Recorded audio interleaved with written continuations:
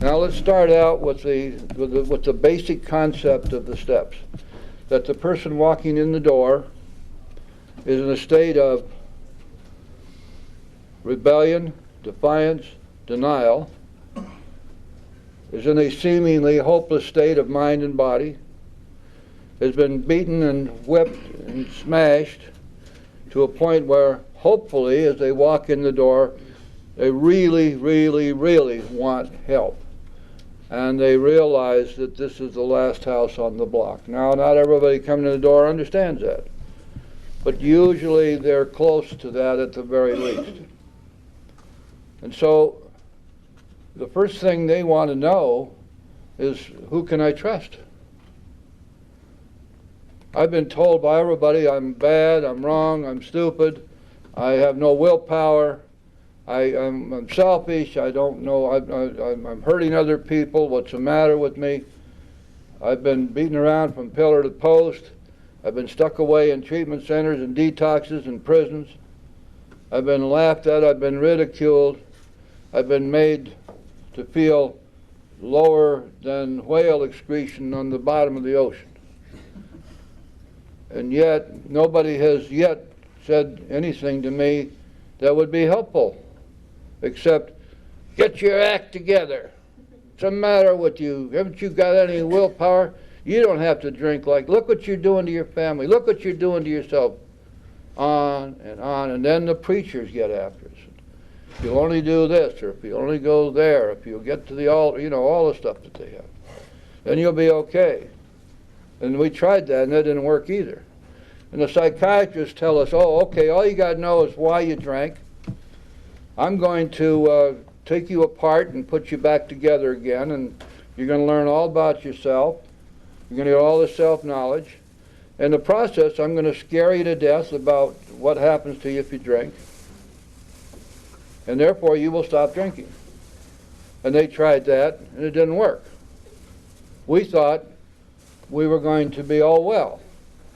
And then there was these other doctors that came along and said, what's the matter with you is that you are bipolar. Or you got dual addiction, or maybe they said you're paranoid schizophrenic, or whatever the hell they said. Now here's a bunch of pills, take this whole cocktail of pills, and you'll be just fine. What's the real problem? See, the human solutions don't understand what's wrong with us. The first step recognizes what is wrong with us. It isn't the booze. Alcohol is a symptom. If we weren't abusing alcohol, we'd certainly be doing something else. The real problem is that we are powerless and that we are spiritually bankrupt. And we are powerless precisely because we have been living our lives as if we were God, thinking we had power, trying to get power, but never achieving it because it was never there for us. The big book says that our dilemma was lack of power. And in order for us to recover, we had to find a power by which we could live, and it had to be a power greater than ourselves, and that's what this book's all about, and that's what the steps are all about. What do you suppose it means to go from a place of rebellion and defiance to a place of surrender and obedience and a spiritual awakening?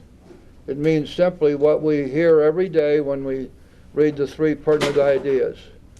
That God can and will if we seek Him. The whole thing revolves around this, seeking God.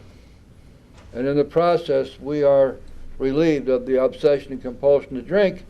And as we work the steps, we change our lives. We change our lives. So the first step then addresses this problem. What is the problem? If we're a real alcoholic, it means that we have a physical infirmity of some kind, which Dr. Silkworth identifies as analogous to an allergy. And in that infirmity means that whenever we put alcohol into our system, in any amounts at all, that we're going to activate what he calls the phenomenon of craving. Just as an allergy would activate hives or runny nose or whatever, with us, alcohol activates this overwhelming craving to drink, which we have no power to fight with. The other side of the coin is that as an alcoholic, we have a twist in our brains. The fact of the matter is that every alcoholic coming in the door is, to some extent, insane. Our brains don't work right. And the reason they do not work right is because our natural God-given instincts have been warped and perverted by fear. And so we no longer react or think normally and rationally. Now, the first step recognizing that these things are true, and it's based upon this. Here it is. And this is, if you take your sponsees and you go back to basics every time. We're alcoholics. This means that we have a disease which is incurable, invariably fatal, and progressive. And it means, therefore, that if we do not stop drinking, we will die. We may go crazy first, but sooner or later we will die, and the only solution there is to stop drinking. The problem with that is that we can't stop drinking. So on the one hand, if we don't stop, we die, and on the other hand, we can't stop. Now here's a brand new person, and you present them with this dilemma. If you don't stop drinking, you die, but unfortunately you can't stop on your own. That's what it means to be powerless. When you look at the first step, where we admit our powerlessness over alcohol, that's what it means. That we cannot stop drinking on our own. And if we do not stop, we will die. Now that presents a dilemma, and so the first step then is designed for us to fully recognize this dilemma. It doesn't have anything to do really with unmanageability of life. The fact is that every alcoholic walking in the door has an unmanageable life. So what? If you go out in the world, you're going to find 99.9% of the people out there can't manage their own lives. That doesn't mean they're alcoholics. First step is designed this way, and it's all in one little paragraph, 4 lines. We learned that we had to fully concede to our innermost selves that we were alcoholic. This is the first step in recovery. The delusion that we are like other people, or presently may be, has to be smashed. Now, how do we get this? It can't be pounded into our heads. 450 questions being answered isn't going to do it for us. It's going to come very simply. How do we... You see, every step requires effort. Every step requires work. Let me tell you how you work the first step. First thing you do is you read the big book. We're going to get to a meeting every day, at least once. We're going to make a commitment to do that. We're going to talk to people who have solid recovery. We're going to consult with them. We're going to mingle with them when we can. We're going to ask them questions. And most important of all, we're going to start to pray. Now this prayer can be to whom it may concern, or God if you're there. If you're a sponsor, you write out a little prayer. Very simple. God, if you're there, I'm not sure about you, but if you are there, please help me to stay free of alcohol for today. Any kind of a prayer will do, because we must start immediately to pave the way toward a prayerful life and a spiritual awakening. If you go to Dr. Silkworth's opinion, I'll just tell you this right now, the last word in Dr. Silkworth's opinion is pray, because he saw that it was prayer that was doing it for the people in his hospital that he'd given up on, that he could not help. When we do that, read the big book, go to meetings, talk to people in recovery, and pray, what happens is, it happens every time, nobody's immune to this, we are given a great gift, which cannot be forced upon us, but it'll just come. We will learn that we must concede to our innermost selves that we are alcoholics, and we will accept as a fact that we can never safely drink alcohol again the rest of our lives. That's the firm foundation under all the rest of the 12 steps. You see, without that, nothing else is going to work. This has got to happen first. The question, real question is, how do I keep from taking the first drink? If I'm determined to do that, my sponsor tells me, okay, here's what we're going to do. We're going to work the rest of the steps, and in the process, you will be relieved of the obsession and compulsion to drink alcohol. The problem will be removed. It will not exist for you anymore. Now, the first step having been taken, let's take a look at the second step. The second step requires of us that we reach a belief. Only a belief. That's all it is. And yet it's a major leap. Because for some of us, because we may be coming from a place of absolutely stagnant religious or spiritual beliefs. Maybe we are actively agnostic or actively atheistic. Most people are not. Most people may talk about it, but they're really afraid of God. Remember that as a sponsor, please, because they know they've done a lot of things. They're afraid of being punished and so forth. They don't want it having to do with God because they're afraid of what He's going to do to them. And we have to find a way to get past that. Now, the big book is going to show us the way, and it starts out with these two propositions. First, that the only requirement here is that you be willing to adopt your own conception of God, whatever that may be. It doesn't have to be anything profound at all. It may be that your conception of God is in the trees and the forest and the animals and nature. It may be your conception of God is something totally off the wall that nobody else ever thought of. It doesn't matter. Because what we're doing here is we're addressing ourselves to a power greater than ourselves. So we need to be willing to choose a higher power of our own understanding, whatever that may be. And the other requirement is that we must be willing to accept the proposition that there just might be a higher power, a God out there. A willingness to accept the concept or the existence of a higher power. That's all it takes, those two things. So we're going to ask for a willingness to believe, and we're going to adopt our own conception of God. And then the big book in chapter 4 gives us much material, the chapter 2 agnostics. It also, in chapter 3, gives us the answers to this question. We're asked to come to believe that a power greater than ourselves can restore us to sanity.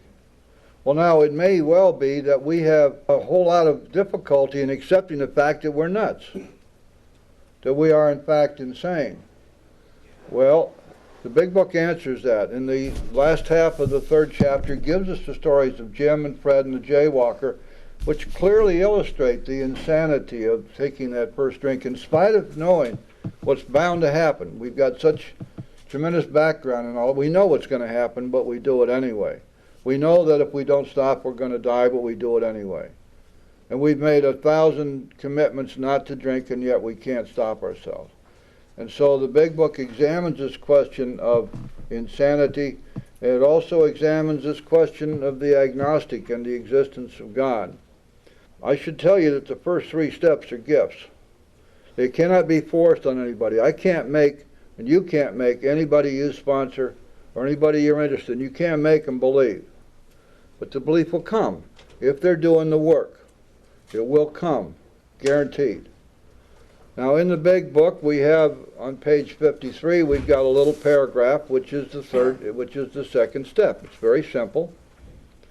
It says, we have reached a self-imposed crisis. And in this self-imposed crisis, we've had to come to an understanding that God either is or He is not. God either is everything or He's nothing. Now, the question is very simple. Do you believe that God is a God of your understanding? No definition needed. not the God of AA, a God of your understanding. Do you believe that that God exists? If the answer is yes, the next question is, do you believe that God is everything, or do you believe that God is nothing? Because you can't have it both ways. God either is or he's not. God's either everything or he's nothing. If the answer is God is and God is everything, then it's simple, isn't it? Because the next question you ask is this: if God is and God is everything, do you have any doubt that he can or has the power to restore you to sanity? And the answer to that has got to be yes. Logically, it must be yes, mustn't it? And so there's the second step. It's that simple. Now the third step begins in the fourth chapter. In the fourth chapter, where in the end of the fourth chapter, there's a segue into the third step, because the big book begins to talk in these terms. For example, it tells us that there's going to have to be a willingness to make leaps of faith. It tells us that the bridge of reason will only carry us so far, that there's a new land of faith out here, and the people are standing there waiting for us, and we want to go to the new land. But the bridge of reason doesn't extend to the new land of faith, the only answer being that we must be willing to take a leap of faith, and when we do that, there are friendly hands there to catch us. And we will find that we have reached the new land, and we have reached the land of faith. And then when we get into chapter 5, we're going to find much further discussion of the third step. And remember, the third step is a decision. So we have conceded our alcoholism. We have come to believe that God can restore us to sanity. And now we're going to make a decision to turn our life and our will over to him. Now, why would we do that? What would motivate us to go that far? We have never done this in our lives. We have always tried to run our own lives. We have been afraid not to run our own lives. And then we get into chapter 5 and we get to the third step, and we begin to understand. And it's this point in the big book where the business of unmanageability comes flooding in. Because we learn here that we've been trying to run our lives based on self-will. We've been trying to arrange everything to suit ourselves. It didn't work. Never worked. It was never satisfactory. The fact of the matter was that we wanted to blame everybody else for the failures. It was not our fault, it was their fault. We ran to psychiatrists, we ran to doctors, we ran to preachers, and why is everybody against me? Why won't anybody do what they're supposed to do? And on and on. In the meantime, we're killing ourselves with booze. The big book says, look, it's time to understand something. Let's get it straight right now. Your problems are your own making. They arise out of yourself. An alcoholic is an extreme example of self-will run riot, though he or she usually doesn't think so. Above everything, it tells us we have to be rid of this selfishness. We have to, or it kills us. Well, now we begin to understand what we began to see back in the first step. That we had no way to defeat alcoholism on our own because we're powerless over it. We were going to have a higher power stand between us and the booze. Now that's not going to happen with a head full of self. And so therefore, if we remain in this mode of selfishness and self-centeredness, it's going to kill us, because there's no way for God to come in. There's no way for us to make a surrender when we keep insisting that we're going to play God. And the big book makes it quite clear. We have to be rid of this selfishness or it kills us, and we cannot do this ourselves, but God can and will if we seek him. And it's at that point, this is where the third step comes in on page 62. It says we had to quit playing God. It didn't work. Therefore, we decided, there's the decision of the third step. We decided that hereafter, in this drama of life, God was going to be the director. He would be the principal and we the agent. He the father and we the child, you see. So this is the decision of the third step. And that decision again is going to come to us because we've been doing the reading, going to meetings, we've been talking to people, and we have been praying, and we've been immersing ourselves in this so that suddenly we realize, we have to come to realize that everything I've been doing up to now didn't work. If I wish to live, I'm going to have to do whatever it takes to let God in. We find out that we must make a commitment from here on to work the rest of the steps. That from now on, whether we get the steps or we don't is going to depend upon the work we do and are willing to do. We find out that we must be willing, without reservation, to say, God, here I am, use me. I offer myself to Thee to do with me and to build with me as Thou wilt. Relieve me of the bondage of self that I may better do Thy will. Take away my difficulties, that victory over them may bear witness to those I would help, of Thy power, Thy love, and Thy way of life. May I do Thy will always. Amen. A powerful prayer. Think of what it's saying. No reservations here. We're saying, here I am, use me in any way that you see fit. And I am making that commitment right now to be free of the things in myself that will stop you from being able to use me. And that means the things that block me off from you. That's the third step prayer. You see, it is the way we implement the decision of the third step.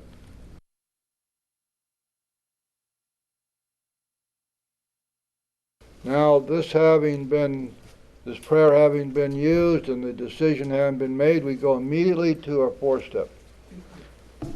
The fourth step is broken down into 4 parts. The four parts are as follows. The first part is a resentment list. This means that we're going to identify everybody for whom we have a resentment. And we're going to make a list of the things which they did, which have caused us to be angry and resentful toward them. Before we pass on to the second part, we're going to be freed from our resentments. That may sound strange to you if you haven't heard it before. In the fourth step, we find the complete spiritual answer to resentments. We're going to pray for the people we resent, and we're going to ask God for the willingness to forgive the things they've done which harmed us. The second part of the fourth step is a list of our own wrongs. Now this second part of the fourth step is done without reference to the harm that was done by those we resented. We are not going to compare their fault with our fault. We are looking at resentments the same as we would look at termites in our basement. Most of them you can't see, but they're eating your house down, and one of these days you're going to fall through the floor. We cannot afford to let resentment stay because they kill us. And so the second part of the fourth step is designed for us to review our own faults, and we look there at our dishonesty and our selfishness and our fear. Okay. Now we have completed the cycle of our defects of character. Here is the problem that so many people have these days, because if you read the 12 and 12, you've got all this phony baloney stuff about 7 deadly sins, for example. Please stay away from that. We don't deal with sin here. Those sins primarily refer to things that we do or did. They do not refer to defects of character. They are not descriptive of what we need to find, and furthermore, they are part of a religious practice which AA is not. There are 4 cardinal defects, all identified in the fourth step. It's very simple. Resentments, dishonesty, selfishness, and fear. And the parts of the fourth step are designed for us to uncover these 4 defects of character. It is in the writing of the fourth step that we find our resentments, we find our selfishness, we find our dishonesty, and we find our fears. And we're going to find as we do that that all of these defects are fear-driven, all of them. We're going to find that fear is our only enemy, that it is fear and fear alone which has warped and perverted our natural instincts. It is our natural instincts perverted by fear, which we now call defects of character. What are those instincts? For sex, for security, for society. These are natural, they are God-given, they are meant for our good and the good of the race, the human race. But when they no longer function as God intended, they turn against us. And they become a species of insanity, and our minds don't work right. Now, why is it that we can't just talk ourselves out of these things? Well, you can't work on a defect, which is a subliminal thing which operates below the level of conscious thought, and that's what these natural instincts are. That's why they're so deadly. We're not consciously able to control these warped defects, these warped instincts. Therefore, we must have God's help. Now, the Big Book makes it clear, if you care to read it. Our selfishness, we can't be free of ourselves, but with God's help we can. Our resentments, Big Book says we can't wish them away any more than alcohol. Our fears, we must have God's help to be freed from fear. Our dishonesty is a function of fear. We're not dishonest unless we're afraid of the results of being honest. It's in every instance, these four defects are not amenable to our own willpower or our own self-correction. We must have God's help. That's what we're doing here in the fourth step, to find out what it is that's eating us alive, that's killing us, that's a cancer, that's ruining our lives, has caused our failures in life, and that we cannot be free of ourselves. Now you see that there's a much broader scope to powerlessness than powerlessness over alcohol, because it is also powerlessness over our thinking. It's powerlessness over over these defects, powerlessness over these warped instincts. And we have to have God's help with this. And in the fourth step, we're going to find out what all of this warping has done. What are these defects which are the result of fear? So in our second part of our fourth step, when we examine what we have done to harm others, when we examine our dishonesty and our selfishness and our fear, and we're going to write about this, these defects will just pop right out, like widescreen Technicolor stereophonic. They'll be Dolby, they'll be everything, they'll be right there, we can see them. And we can also see that we are in fact powerless over these things.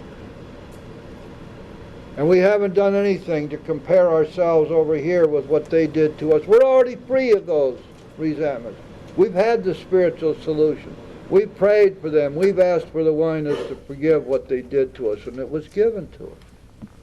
So now in the second part, we're going to identify the other three cardinal defects: dishonesty, selfishness, and fear.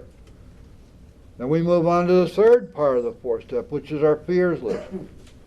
In our fears list, we're going to catalog and list each and every one of our fears. And we're going to list what we believe and what we see to be the cause of those fears. What it is, what was the threat? And there are standard fears that everybody has. And our sponsor will know, and if you're sponsoring people, you need to know what those are. It's going to start right out with losing what we have. Almost everybody has that fear when they come in the door. Not getting what we want or need. Rejection, failure. These are very common. Getting old. Being found out for the things we've done to get what we have. Being punished. God's punishment. Fear of death, fear of injury, sickness, and pain, fear of drinking and drugging again. And what we do when we write our fears list, we write all these down, and any others that we have, and we write down what we believe to be the cause, what was the threat. And now here's something which is almost, doesn't seem to be anybody who understands this, but the fourth step contains, along with the fifth step, a complete spiritual remedy for fear. First, fear that is recognized by us and written down, and then discussed with another person, and then turned over to God, equals no fear. And we'll find that this is the formula which is provided for us. In our fourth step, we're going to write down our fears and what caused them. We want to talk them over with our sponsor, and we want to ask God to remove them. And we want to ask Him to show us what He would have us be. And the Big Book tells us the truth. It says that at once we will commence to outgrow fear. That's true. And when we get to our fifth step, we will discuss these fears again with our sponsor or whoever's here in our fifth step. And what's the Big Book say? Our fears fall from us. They're gone. Now, this means the fears we came in with, and anything that we kind of generated up to this point. What did we learn? We learned that every time a fear arises, we recognize it, write it down, talk to somebody about it, and ask God to take it. Why would we then wish to ever live in fear? Fear is very, very toxic. It's very dangerous to us. It's very communicable. It's very painful. It is our enemy. Franklin Roosevelt said the only thing we had to fear was fear itself. And he was right. If there is a devil, his name is fear. And yet we have a way in our Big Book, our manual here, to be absolutely free of fear if we wish to use the tools that we've been given. And that's found right here in the fourth step. And then finally, the fourth part of the fourth step is a sex inventory. And as most of us know by this time, sex problems, relationship problems, probably cause more trouble in recovery than anything else. Because we're such damn fools about it. And we're so willful about it.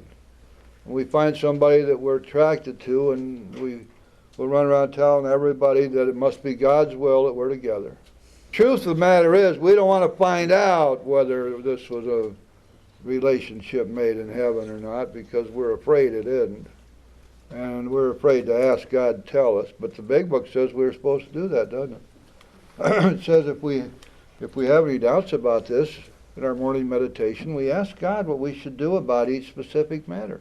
And then it says, and here's the rub, the right answer will come if you want it. Now, the question here is, do you want the answer, right? Because we're so bloody willful about that. And the Big Book recognizes that we're dealing with the most powerful of all of the three natural instincts. It calls it the imperious urge. The fourth step requires of us, is what part of the directions, that we go to God and we ask for His help to mold an ideal for our future relationship or sex life. Not the ideal person we want in our lives, but our ideal about ourselves, how we are to conduct ourselves, what should be our actions and our motives and our attitude. And we ask God for help with this, and it's a real good idea to write that down, and write it down in the form of a prayer, and we ask God to help us with that. And then the Big Book goes on to say a little later, if we fall short of that ideal, we very easily could drink, but not if we're sincerely sorry for what we've done and are willing to let God take us on to better things, in which case the Big Book says we will be forgiven. And that sets the stage for something later on in the 11th step where forgiveness again becomes an issue. Now, when we have written our fourth step in the four parts, we have two more things that need to be accomplished. One is that we need to have now a list of all the people we've harmed, and become willing to make amends to them right now. You say, well, wait a minute. That's the 8th step. That's true. But most of the 8th step is done in the 4th step. So now you can see that to have a 5th step, we're going to first have to have 1, 2, 3, and 4. And 4 is going to need to be done right. Otherwise, when we come out of 4, we don't have all the facts. The 4th step is not designed to make us wrong or bad or indict us. It's to teach us. We do the 4th step to find out what's wrong with us that we can't fix ourselves. Now, the 5th step is not an optional step. It is an absolutely critical step. It is utterly necessary that we work our 5th step. The Big Book says this, that we must be entirely honest with somebody if we are to live long and happily in this world. Now, the 5th step is designed to accomplish a number of wonderful things. And as a matter of fact, for a lot of people, the 5th step will be a very big head start on our spiritual awakening. All the way back in the 5th step. We are going to feel that we are on the broad highway, walking hand in hand with the Spirit of the universe. We're going to feel that the drink problem is going away. Our fears will fall from us. And the 5th step is to be done withholding nothing. And there's only one sentence which defines the 5th step in the Big Book. You know that? It's really, the Big Book is so dense. And what it tells us is this. It says that we pocket our pride and go to it. We pocket our pride, put our pride aside. Remember, pride, the godfather of all of our defects. Fear, the hitman that pride sends forth to kill us. We pocket our pride and go to it, illuminating every twist of character, every dark cranny of the past. That's the 5th step. The result of this is a wonderful thing, because the 5th step is a highly, highly spiritually charged step. It goes into antiquity. We can read about it in all religious writings and many philosophical writings, and in the metaphysical writings of the Eastern religions. It's everywhere, because for all time, those who thought about it or those who have been involved in spiritual pursuits have understood the enormous power and necessity of being honest with another person. It isn't enough for us to say, oh, well, God knows all about me. And yeah, I've admitted this stuff to myself. That's enough. I don't need to, why would I need to tell somebody else about it? We do need to do that. If we don't do the 5th step, we will drink again. That's a pretty good reason, isn't it? The 5th step is done this way. Now, this is not in the Big Book, and this is, I'm going to pass this along to you just as a practical lesson. We have a 4th step, and it tells us that in the Big Book, and therefore we're going to follow the 4th step. We're not going to read it, but we use it as a guide. We want to do that so that we do not miss anything. And we just start right out with the resentment list and go on through the list of our own wrongs and our fears and our sex inventory. And all along the way, what we're doing is we're examining what has happened as we've gone through life. We're examining our failures, examining our pains, the pains we've caused others. We're looking to see how our defects of character were constantly getting in the way, constantly causing us to act and react in ways which were destructive and damaging not only to ourselves but to others. We really begin to see how it is that our drinking, our drunkenness, our disease was perpetuated because of these defects. We see our powerlessness over them. We see that we can't get rid of them ourselves. And somewhere along the line, as we go through this process, we come to understand and admit and decide that we cannot live with these defects anymore. We want to be free of them, and we've already decided that God can restore us to sanity, and we make a decision to let God have these defects. We don't want to hold on to any part of it. And a fifth step properly done will always result in that.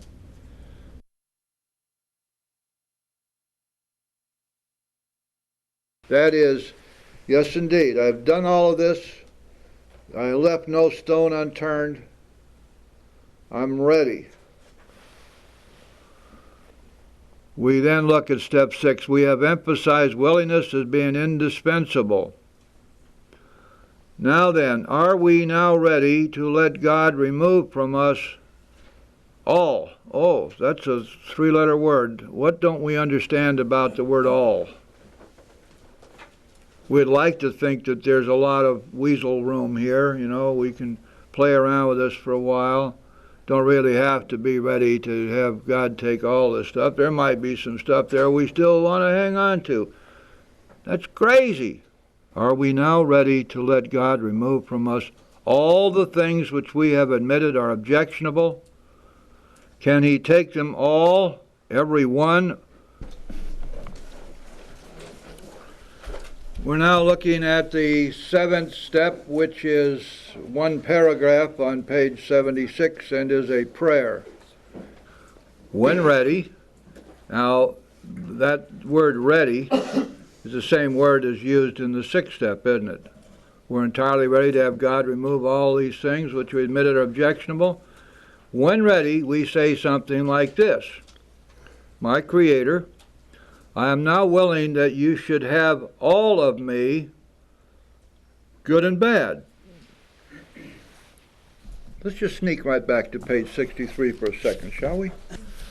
Center paragraph, first sentence. God, I offer myself to Thee, to build with me and to do with me as Thou wilt. Page 76, my Creator, I'm now willing that you should have all of me, good and bad. Same prayer. Page 76, I pray that you now remove from me every single defective character which stands in the way of my usefulness to you and my fellows. Page 63, relieve me of the bondage of self that I may better do thy will. Take away my difficulties, that victory over them may bear witness to those I would help of thy power, thy love, and thy way of life. Grant me strength as I go out from here to do your bidding. Amen. May I do thy will always. You see, it's the same prayer. And remember that the difference is that when you do the 7th step and take the 7th step prayer, you now know what's wrong with you. When you ask God to take away every single defective character which stands in the way of your usefulness to Him and your fellows, you know what you're talking about.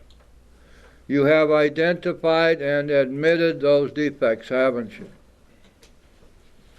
And so that's the difference between the two prayers, is you, where you have found and faced the things in yourself which are blocking you from God, and now you're seeking His help to be rid of them.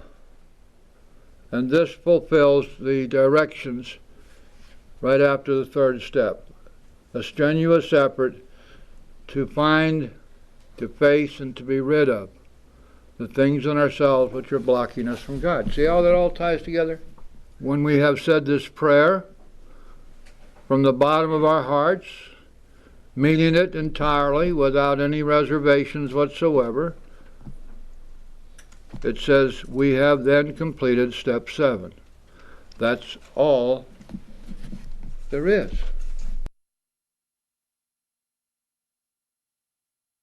Now there was another whole set of things which was blocking us from God. It wasn't just our defects of character and our insanities, but it was also all this guilt we were carrying around.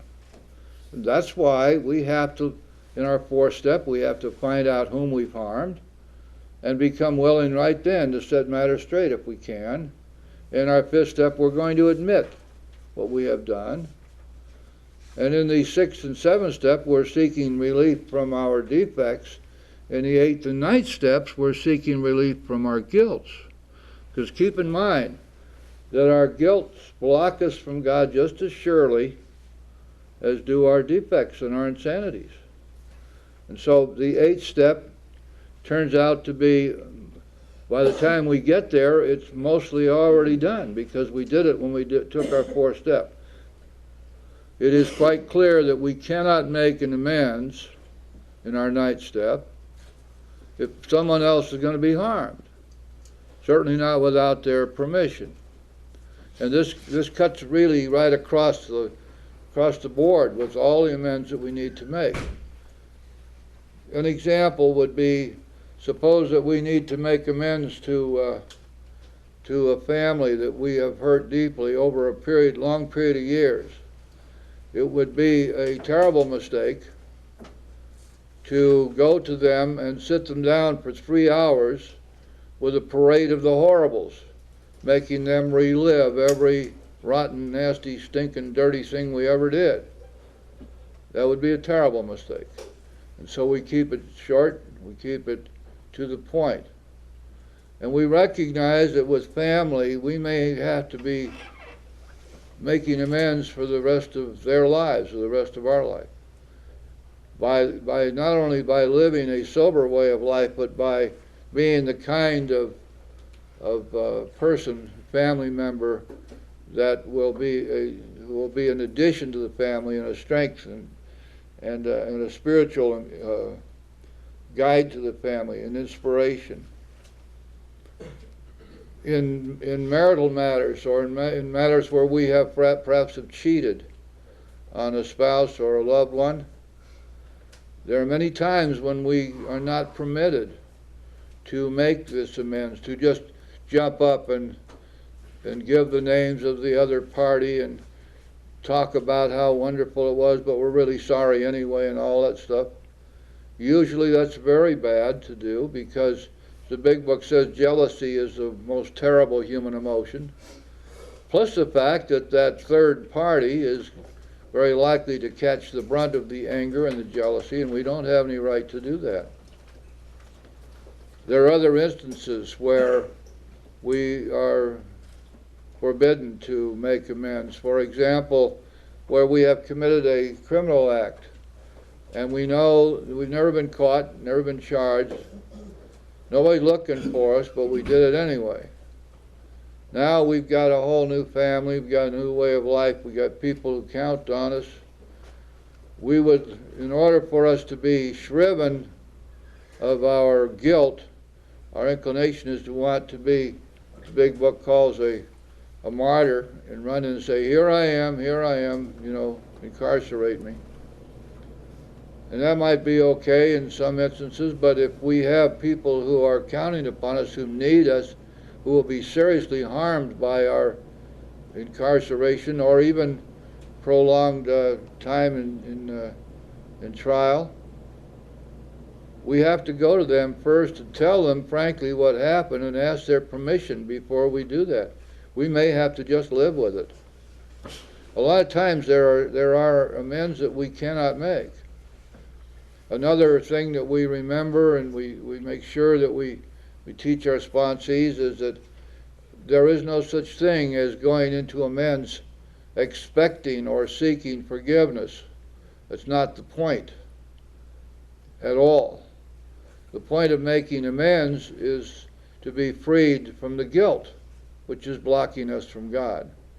And therefore, our approach is not begging for forgiveness, but forthright admission of the things which we have done, and a demonstration of our how sorry we are about it, and our willingness to set matters straight if we can. And so we are not permitted to harm somebody else in our making our amends. Big Book says we clean off our side of the street, which means simply this: if I'm making amends to you and you were equally harmful to me, or maybe the scales are way tilted on your side, I'm still not permitted to bring that up. I don't criticize you. I don't excuse myself based upon what you have done. I simply talk about what I've done express how sorry I am for it, and ask if there's something I can do to be helpful. And so there are these rules that must be followed.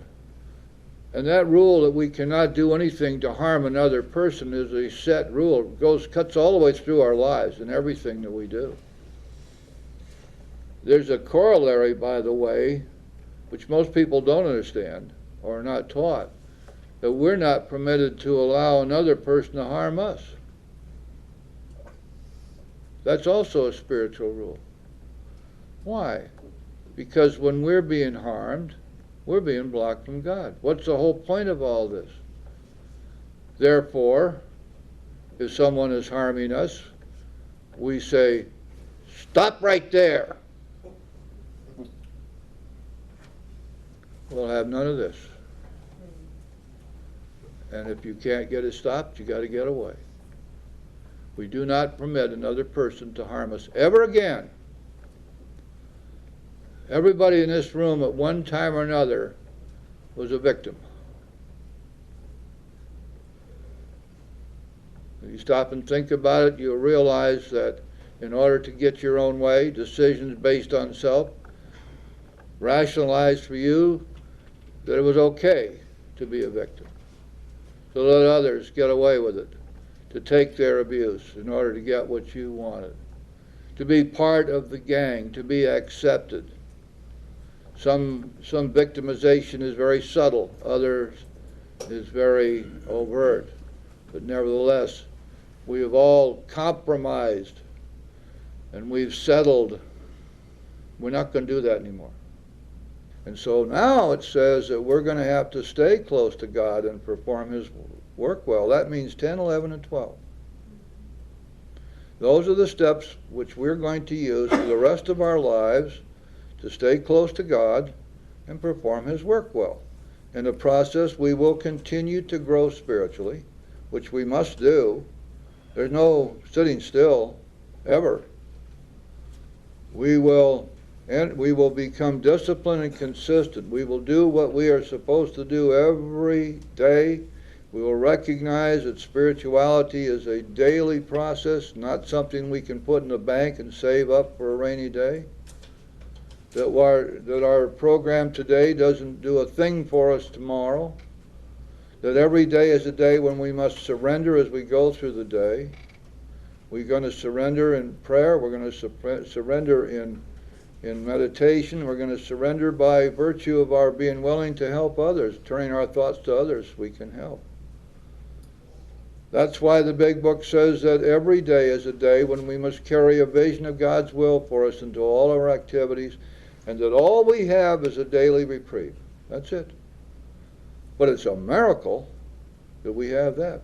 This deadly, incurable, progressive illness has been placed in full, complete, absolute remission.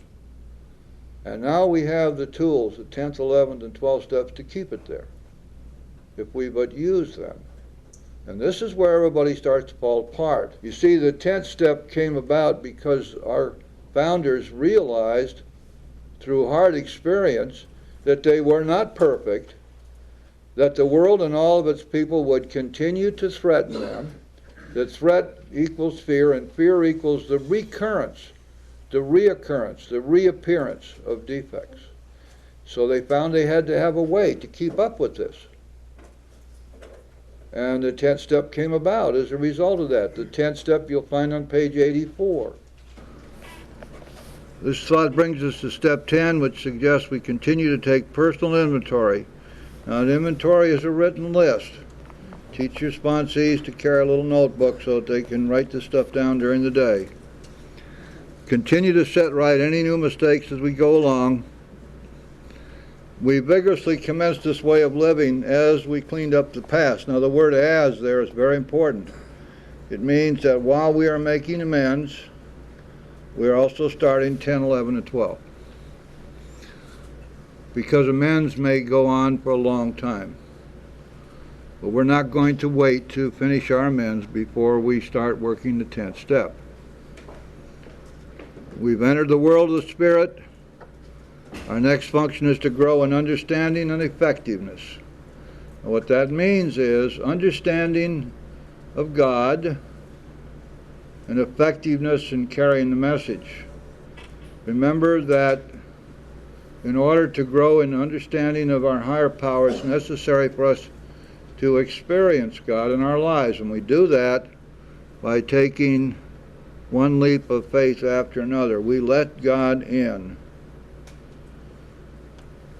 Our effectiveness in carrying the message is a tremendously important thing. This is a part of our 12-step. It's part of our mission.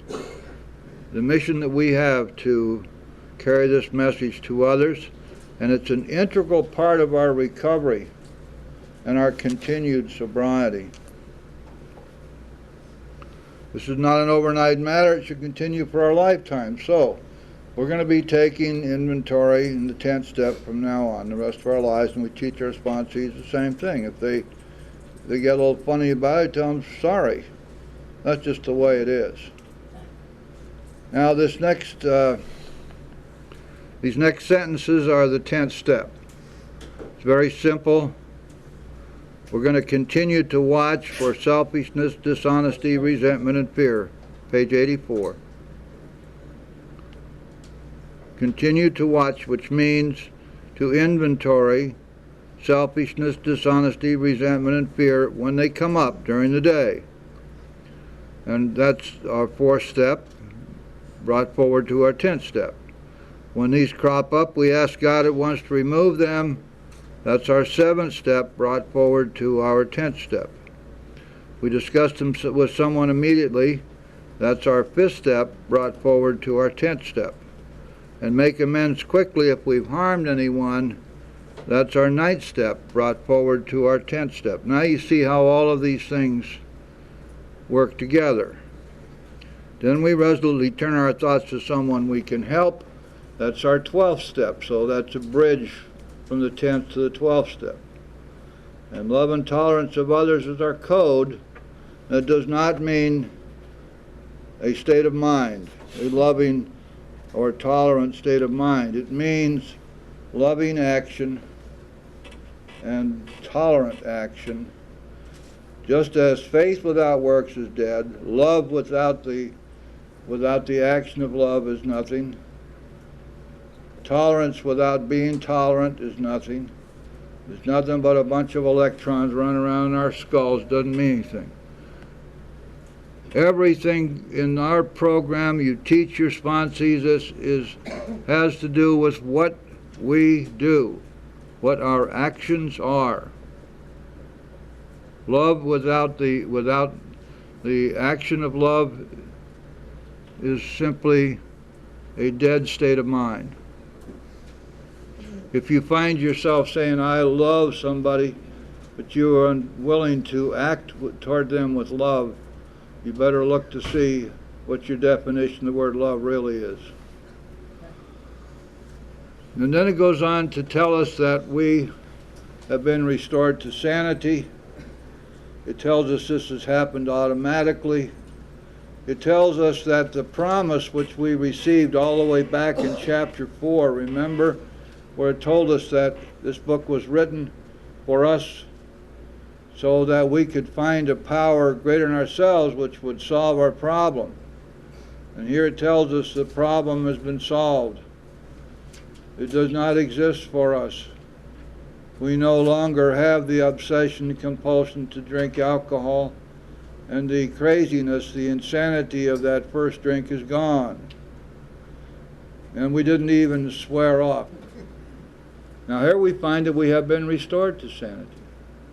It goes on to tell us that we have but a daily reprieve, and that this is contingent on our staying spiritually fit. And how are we going to do that? We got the 10th, 11th, and 12th steps to do that with. Tells us that every day we're supposed to surrender, and the proper use of our will is to will ourselves to make surrender.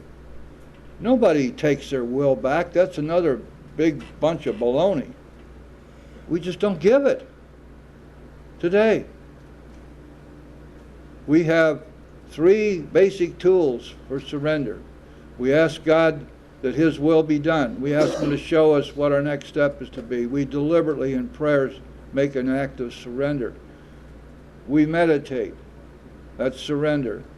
And we work with others. Those are the three tools we've been given to stay out of self every day if we're willing to use them. The second step told us we're going to find God deep down within ourselves. Last paragraph on page 85 tells us that's what's happened.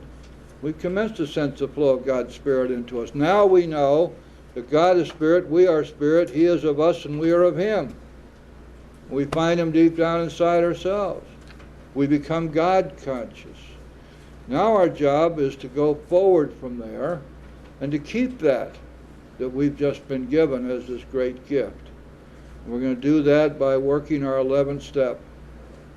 Now the 11th step we find on pages 86, 87, 88. The 11th step is composed of 3 parts, not 2 parts, but 3 parts. The first part of the 11th step is a 11-step inventory, not 10-step, 11-step inventory.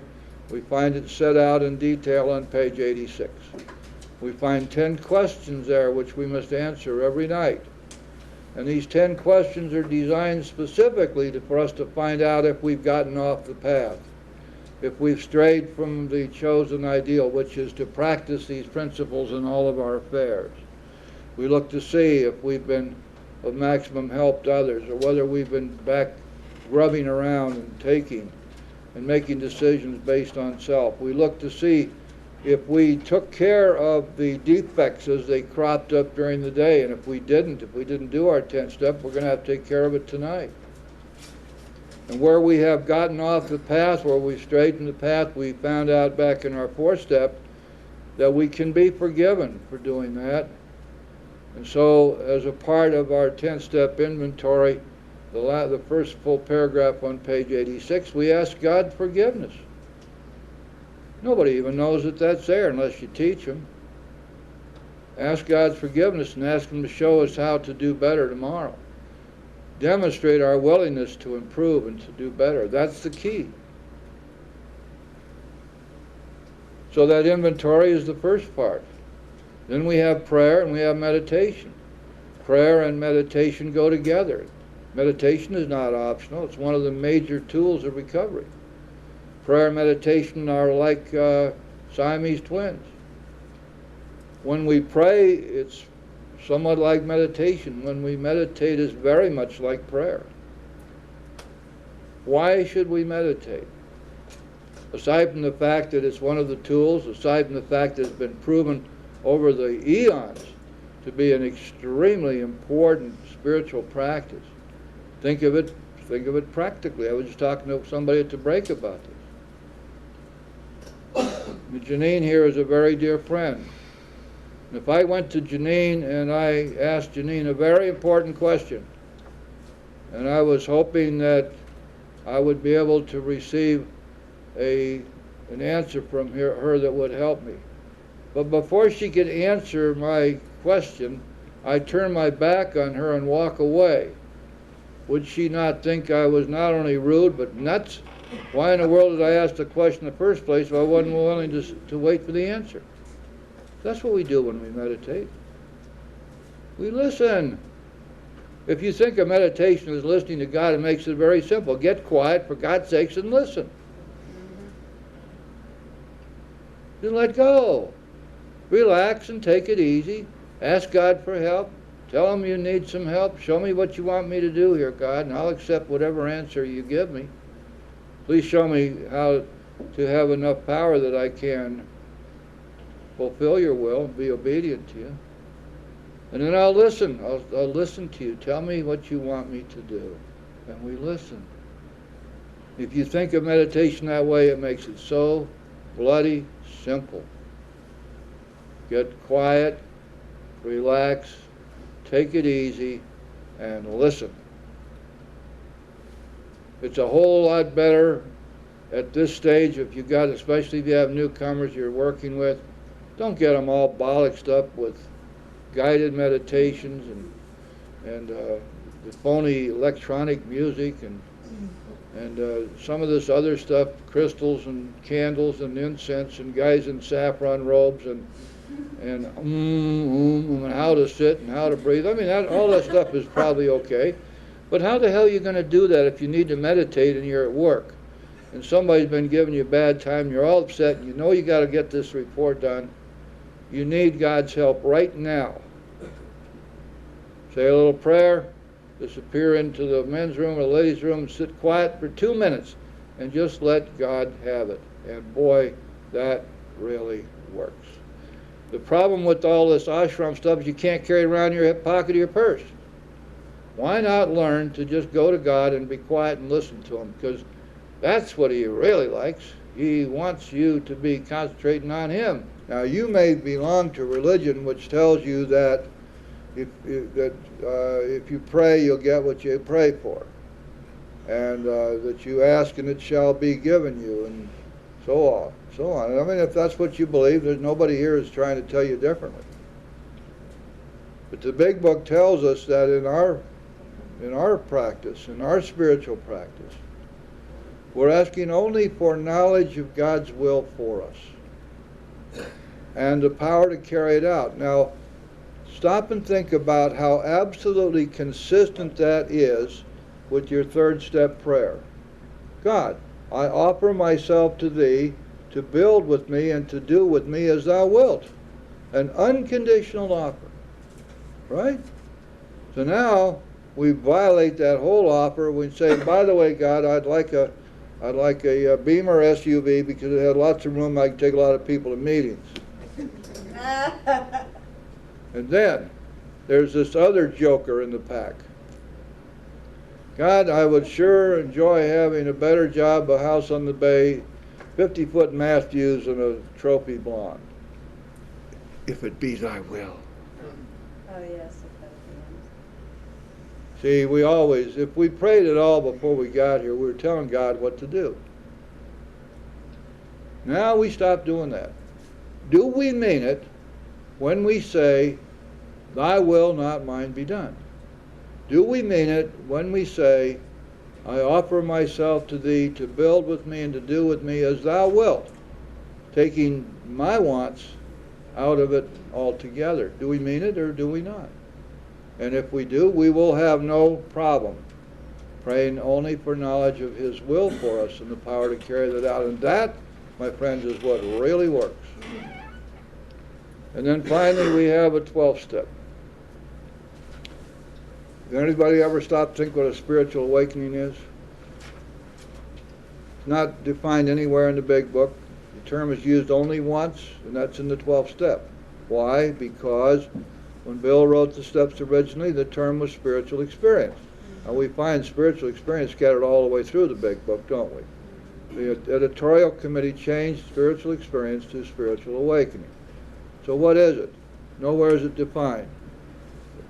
We can identify it very clearly just from being cognizant of what's in the book. Spiritual awakening is going to bring us a degree of humility and honesty and gratitude that we never had before. It's going to bring us close to God. It means that we will become God conscious, conscious of the God within. Spiritual awakening means that we have the power, if we wish to use it, to be in concert with our higher power, that we can hear God, that we can be inspired by Him, that we've gone from that place where we were blocked from the sunlight of the Spirit to a place where we've entered the world of the Spirit. We've been restored to sanity. That's all part of the spiritual awakening. We're no longer crazy. Our minds have been restored to their original condition. It's kind of like taking a 1957 Ford Thunderbird, which is all rusty, sitting out in the back in the farmer's field covered with kudzu. That was us. You go in there with a wrecker truck and you pull that sucker out and you take it down to the bare frame and you start scraping off the rust. And if you work on it long enough and hard enough, you end up with a brand new Ford Thunderbird. Everything bright and shiny and new and runs like a top. That's us. We can do that. You have to work at it. So your job as a sponsor is to teach your sponsees the work they must do. Show them how to do it. Help them do it. And then help them to become disciplined and consistent in doing the work every day. If you're going to do that, you better be doing it too. By our works will be known. By our actions will be known. Your third step prayer, remember what you asked. You asked God to make an example of you so you could be helpful to others. An example of His power working in your life, and His love, and His way of life. And He does that for you. By the time you get to 12 steps, that prayer has been answered. Now it's up to us to stay that way. And if we get off the path, we ask God for forgiveness and ask Him to show us how to do better. And we redouble our efforts. None of us is being nominated, I don't think any of us being nominated for sainthood. I don't believe I'd want that anyway. It usually requires it to be some kind of a martyr. I don't have any desire to be a martyr. But we do get to have spiritual growth every day if we wish to, because we have all the tools to do that with. The Big Book tells us how to work with a newcomer, and that in our 12-step work with newcomers is all laid out in the first 7 or 8 pages of chapter 7.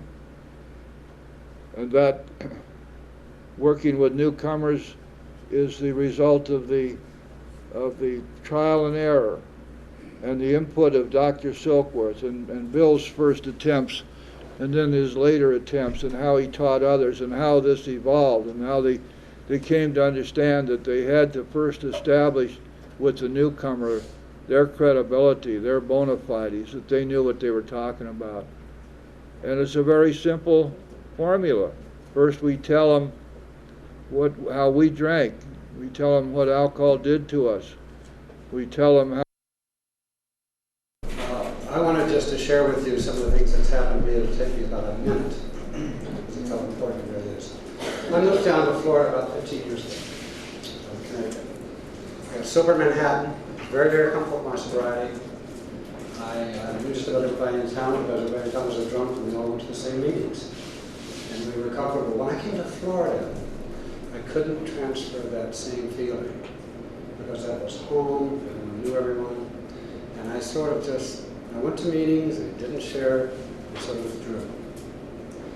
So by the time I met Jim, which was about a year ago, I had withdrawn from meetings, stopped going to meetings, took control of my life, and like, okay, God, I got it, I'm not getting it anyway, and lost my business, got marital problems, bankrupt. You can't believe the number of things that I did through my self-will and control. Now, Jim has a name for that. He says, you stayed sober just for the grace of God. And a lot of people would say, well, that's a dry drunk. Well, be it whatever. I was in such bad shape 1 year ago that I said, the only thing left for me is either to drink or rededicate myself to the program. So believe me, I came crawling back in on my hands and knees. And it wasn't maybe the third night or fourth night, I've been going to 2 or 3 meetings a day. I went to the Boca Pines group and sat next to this guy. Now, he wasn't controlling that meeting, he was just listening. But for some reason, Jim got to me that night. And I've become sort of a Jim groupie. I only go where Jim goes. He's opened the doors for me. He's unlocked things that I had never seen before. I've actually reread the Big Book again and again, and you know, as you go through it with Jim, it's just I hear something new. Not once, but 2 or 3 times a night. Yeah. And it has a different meaning to it. And when I see so many people come in and not make the program and they slip, and I've got sons and they've all got problems, and some do sometimes. But I've seen it up close what I can do, and I know what the recovery is. And I get angry at myself a lot of times for listening to the pure bullshit out there about don't drink and go to meetings. Jim says it quite adaptly. How can you not drink and go to meetings when that's your problem? You got to be told how to get sober. You got to be told to read that Big Book. Not just part of it, but all of it. and to do the steps.